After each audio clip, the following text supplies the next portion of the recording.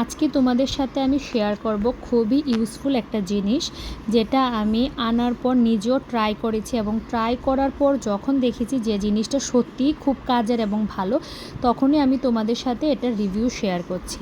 আমি এটা আনিয়েছি ফ্লিপকার্ট থেকে। আজকাল আমরা কম বেশি সবাই বাচ্চাদের অল্প কিছু তেল দিয়ে প্যানে ব্রাশ করে কিছু টিফিন দিতে চাই। তো যখনই আমরা বোতল থেকে তেলটাকে দিতে যাই তখন অনেকটাই তেল পড়ে যায়, কিন্তু এই জিনিসটা তোমরা ইউজ করে হালকা একটু স্প্রে করে এটার মধ্যে তোমরা প্যানকেক করতে পারো বা অনেক কিছু জিনিস তৈরি করতে পারো।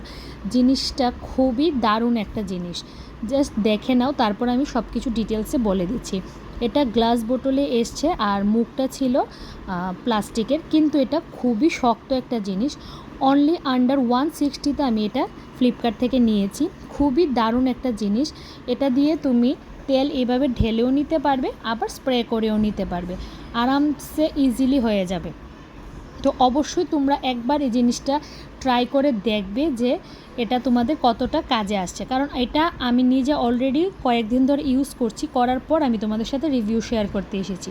তো চলো আমি তোমাদের এখানে দেখাই। আজকে আমি আমার ছেলের জন্য স্কুলে প্যানকেক দেব, তাই আমি এখানে অল্প একটু তেল এটার মধ্যে নিয়ে নিয়েছি।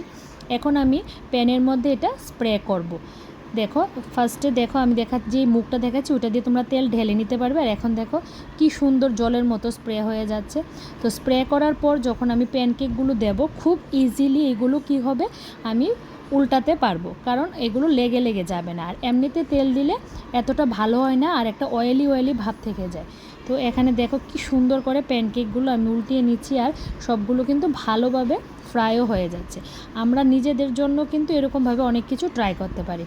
তো যাদের যাদের তোমাদের এটার লিঙ্ক লাগবে অবশ্যই কমেন্ট বক্সে লিঙ্ক লিখে দেবে, আমি লিঙ্ক দিয়ে দেবো। Bye bye.